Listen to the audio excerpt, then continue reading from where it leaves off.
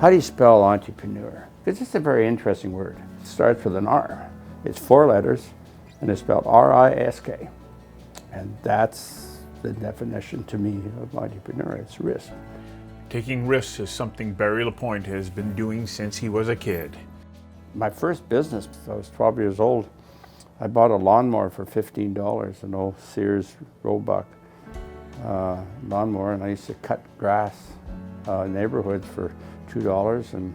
But if there was a peach tree, he'd take payment in peaches and sell them to his uncle's red and white store for a nice markup. And if he could do that, what could stop him from jumping into the aircraft industry in the Okanagan? Started a little flight training school called Kelowna Fun Seekers, and we started training people to fly here. And again, I use my same philosophy, teach them how to fly, sell them an airplane, maintain the airplane. It's competence over capital. He had to rely upon trust, reliability, competence, all those sort of attributes that he brought to the business very early, because he was a one-man show at the beginning. So he utilizes that as his capital. So it goes back to risk. You got to take the risk. You got to believe in yourself. So one day, I got a call about 10 o'clock at night from a guy, and he said, "Do you have an airplane that can carry 800 pounds of freight?" "Yeah." "Why?" He said, "I need you to fly to Vancouver right now, and I want you to take 800 pounds of freight to Toronto." Is this guy for real? And I said, "Okay, I'll do it."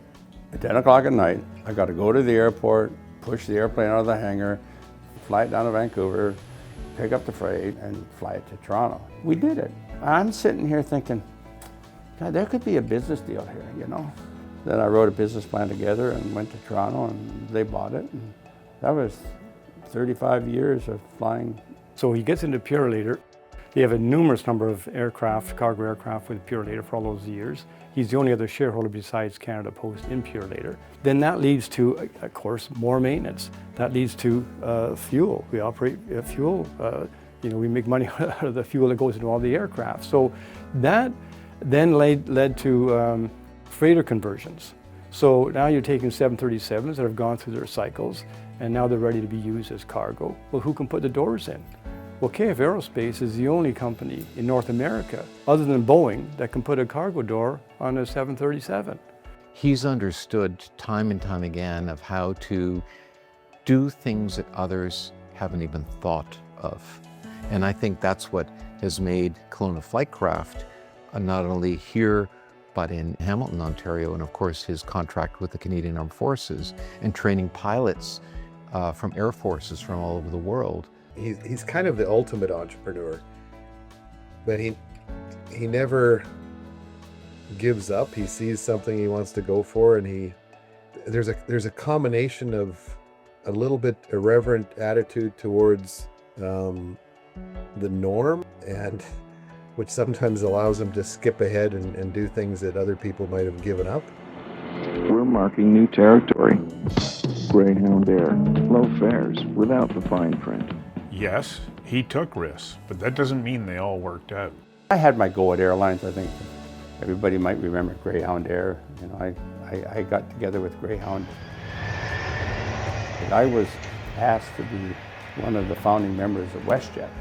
WestJet, it doesn't make sense to me. So I turned him down. Again, if you're going to be a really entrepreneur, you got to be able to, look in the mirror and sort of laugh at it. Barry shrugs off those things that didn't work. And at the same time, he's looking to the future, and in particular, supporting education. He's just built, through KF Aerospace, the Center of Excellence, which is much, much more than a museum. Beautiful aircraft and items such as that, but it's an invitation for youth, really, to get into the aviation business. He's always promoting that.